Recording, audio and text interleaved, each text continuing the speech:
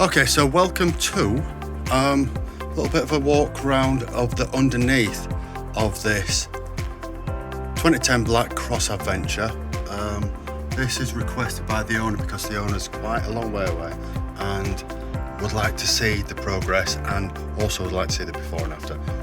We've had a look under the bonnet of this one before when it was in comparison with a grey one, but this is just specifically for this black 22 and 40th anniversary edition Cross Adventure, and it really is stunning condition. The cover for the headers for the exhaust is pristine. It looks like a new one.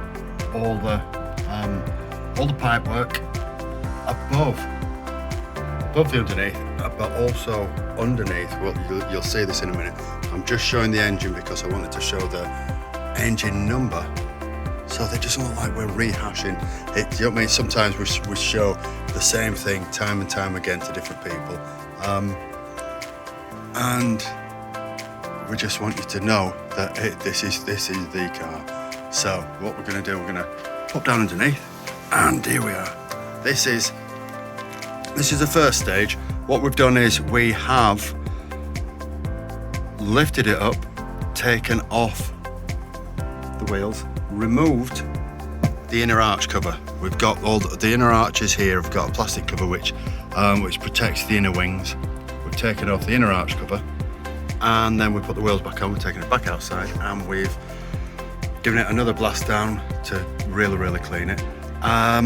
This is just so that we can get behind the arch cover, the plastic cover goes back on. We clean that, and it looks like brand new when we're finished. What really want you to have a look at is the nuts and the threads, which might be a tiny little thing to look at. But if you've ever looked under a UK 4x4, or you're a DIY, a keen DIY, and you've gone to do some work on it, you will really appreciate just the condition that's going on under here. It's not just the cleanliness of the inner arch and the chassis leg, everything. It's the fittings, it's the pipe work, it's the diff. If you look at the pipe work there, it looks as clean and as new. Oh, you're just gonna have to bear with me. It looks as clean as new as it does in the engine bay.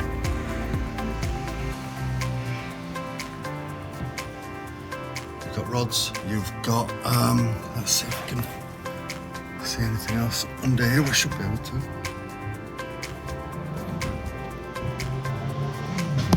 There, now all of this is probably the last time you're ever going to have the opportunity to see this, because it's going to be covered with, I mean, look at the bolts on the engine mounts. The engine mounts, the rubbers, everything. The rubbers there, it all looks like it looks incredible. It looks like it's been in well, I won't like to say it looks like it's been in an accident and everything's been replaced, because that's a little bit flippant. I don't want to scare everybody, because some people do take things literally. But everything looks just new. The condition is absolutely superb. Go back into the arch. Like I say, this first process, what we do is we'll lift it on axle stands to gain access to the outer chassis legs, the connecting tubes, which we fill with a very thin viscosity product from Dinitrol, which runs into the inside of the chassis leg, and on all the inner arches and the chassis rail we put stone chip. Then we put the wheels back on, we'll lift it higher up in the air, and we do all the underneath. As you can see, a little bit of a pain to mask off the disc, the brakes and everything, but it just makes it look, when you see this, you'll appreciate how good it looks afterwards. This, we are going to now go to the rear rear wheel arch. May need some light on that one because it's a bit dark. There we are at the rear wheel arch. Again, not a lot to say really, apart from very difficult with a torch on this one. There's a little bit of natural light at the front. But again, you're gonna be able to see the condition of the rear diff. Springs, the shocks. Not really a lot to say here. The petrol pipe there, looking like it's just been replaced and it's a brand new one. Everything like this. Do you know what I mean? This is underneath. I suppose it's on an 11-year-old car now. That has never seen salt. It's a 4x4. It's a ladder frame chassis. In the UK, there will be corrosion everywhere when it's thrown up. Do you know what I mean? It's just like those pipe connectors there. They're like you've just got them out of the bag and applied them. We'll inject product all the way through these connecting tubes on the rear chassis. So you can see down. Cleaned all these out. Everything's ready to go. And one more thing. If you can just make that out, you should be able to correlate that with the one. So here we go again. We're ready. I'm just going to document this for you because it might be quite interesting and it's something that I've wanted to do for quite a while. We're ready to go with the stone chip. We've done you can see there down the rail. We've injected the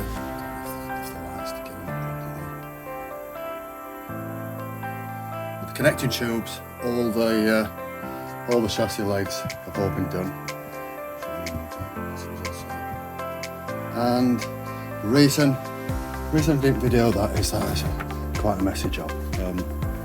As it's firing into it with the injection tube, it comes backwards, it goes the other way. There's a cloud of it everywhere. I'm just about to do this. And what you're gonna have to do is,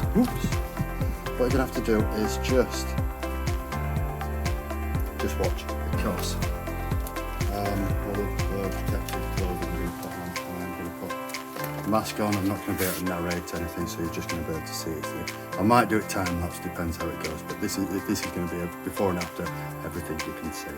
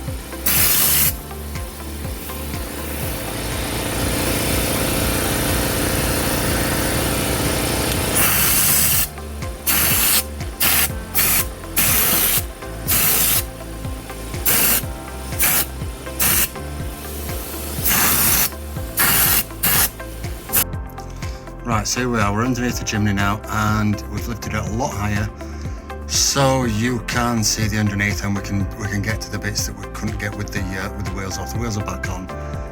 Here's the back of the axle, sorry, the back of the hub.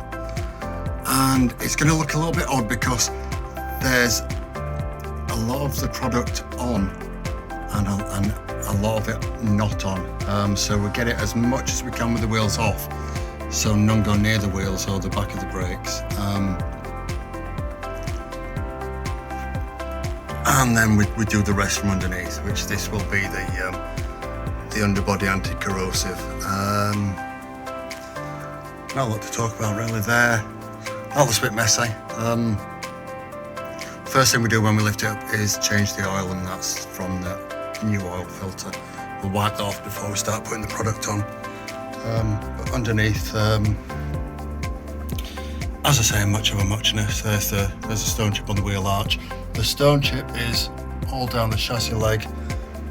The inside of the chassis where we couldn't get to is where we'll be doing now, and that will be commencing almost imminently. If you can, well, hopefully you can see what I can see there. That is inside the chassis leg, and that is the ML product, which is a brown, highly viscous, anti-corrosive. And there again, that's one of the tubes that goes from one side of the chassis to the other, and this is where it's leaked out in the middle. Should be able to see up in there where the product is in there. What I'm going to do for you, when I send this video to you, I'm also going to add a couple of photos. Specifically, I looked at one last night, and it was a guy who had a Jimny. I'm on a couple of forums, and just look how spectacular this is. It is so clean. It looks a bit. It's not as pristine because of the overspray from the product that we will be covering it with shortly.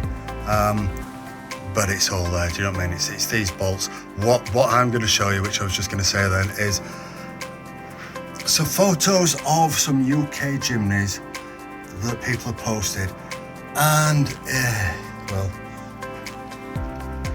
it's pretty unbelievable. Yeah, we've got a lot of product on the back end here, but this is going to be, we've got everything we could get to from behind the wheels. Everything now will be from underneath. Yeah, the photos that I'll send you are shocking, in as much as they look like a car that's been, and this is multiple different cars. I'll also post a couple of links for you to look at. Different people doing different jobs on UK Jimnys that have been in the country.